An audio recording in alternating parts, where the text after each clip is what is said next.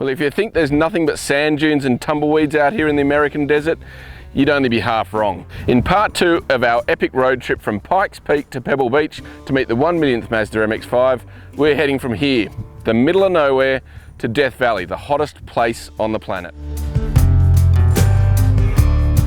And don't think it's as flat as a tack like it is in Australia out in this desert. It's not. There are still mountains everywhere, which means some great driving roads. But in between there is just magnificent scenery. There's something magic about the desert. It's serene, it's lonely, it's hot. It's a beautiful place, actually. Well, thankfully, the new generation Mazda MX-5 has sat-nav for the first time in its life. But we're at a unique place in America where we're going to leave it up to chance to dictate which way we'll go next. This here is the Four Corners, where Arizona meets Utah, New Mexico and Colorado. Now, obviously taking a backward step through the Rockies would be great. It's magnificent, but we've still got 2,000 Ks to go. New Mexico would be interesting to see where Breaking Bad was filmed.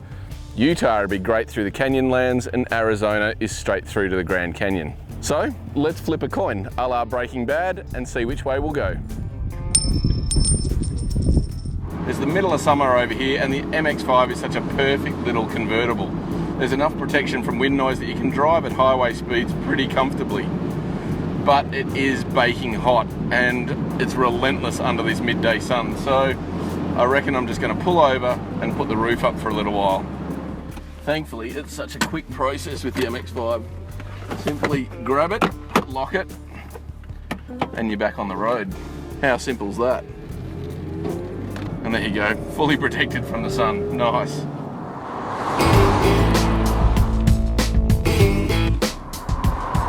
Well, that's better. I can chill out now, quite literally. The MX-5's two-seater cabin is pretty tight, and there's not a lot of storage space, but it does mean the aircon cools down this little cabin quite quickly, which is nice considering it's about 38 degrees outside already, and it's only just before lunch. This place is going to get hot this afternoon. Well, there's not much in the way of storage space in the MX-5. There's a little center console here, there's no glove box per se, and a little hidey hole in the bottom of the dash. And while I like the cup holder that can be moved from here into the passenger's footwell, the driver's one can't be anywhere else, and it gets in the way a little bit. And like all MX-5s, there is a lockable center console here where you can store your phone and your wallet and leave the roof up while you're parked. But as you can see, it's not terribly convenient while you're driving. And you'll have to pack lightly for a road trip. There's not much space in this little MX-5, so a couple of day bags is about it.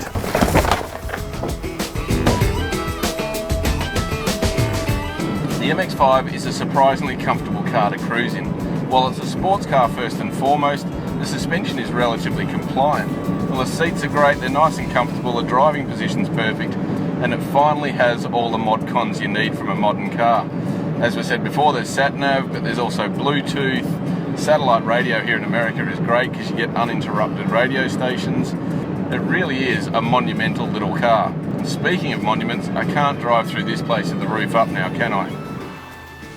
Monument Valley is America's postcard for the Wild West, made famous by countless cowboy and Indian movies, not to mention Thelma and Louise, Back to the Future 3, and National Lampoon's Vacation.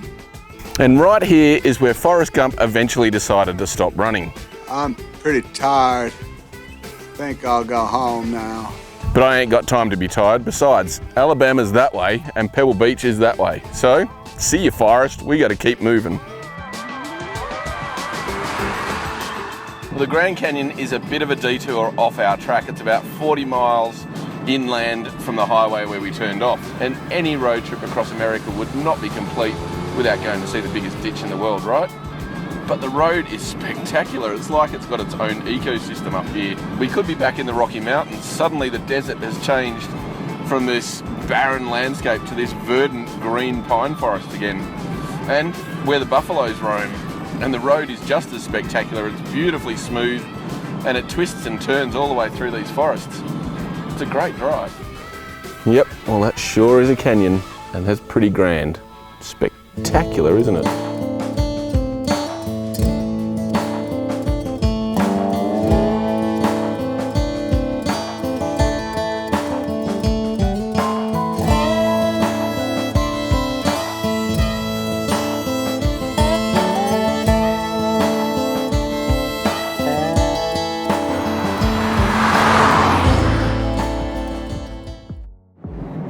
of the backcountry and onto the famous interstate system of North America.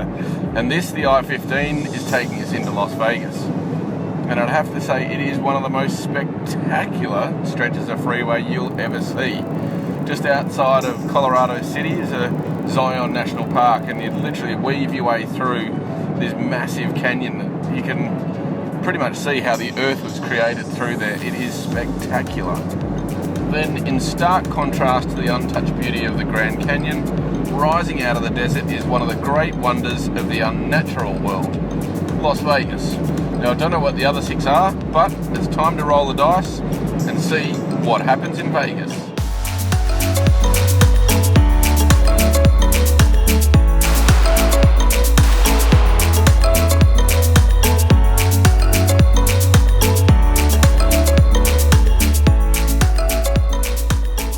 Well, I survived Las Vegas relatively unscathed. I didn't bet my house, I didn't bet the car, thankfully. I didn't get married, and I didn't get tied to a pole naked in the morning, and you can be thankful for that. But I do feel a bit like death. So, where to now? Death Valley.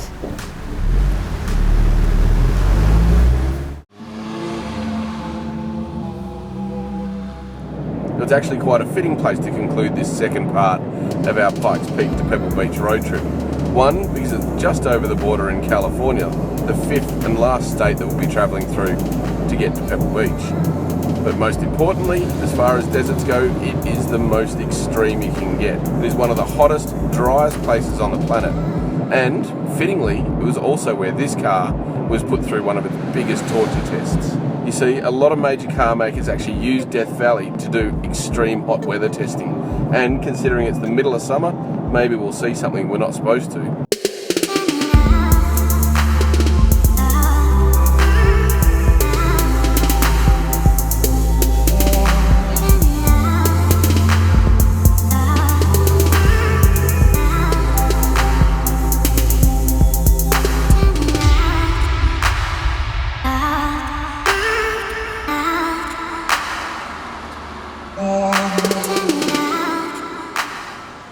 And here we are at the appropriately named Furnace Creek, officially the hottest place on the planet, where it was once recorded at 54.7 degrees. And today it is just a mild 43 degrees, but stunning nonetheless. And arguably the desert is just as picturesque as the Rocky Mountains. But we've still got 700 kilometers to go until we get to Pebble Beach and the cooler climate of the Pacific coast. So let's keep moving for part 3 of our Pikes Peak to Pebble Beach road trip.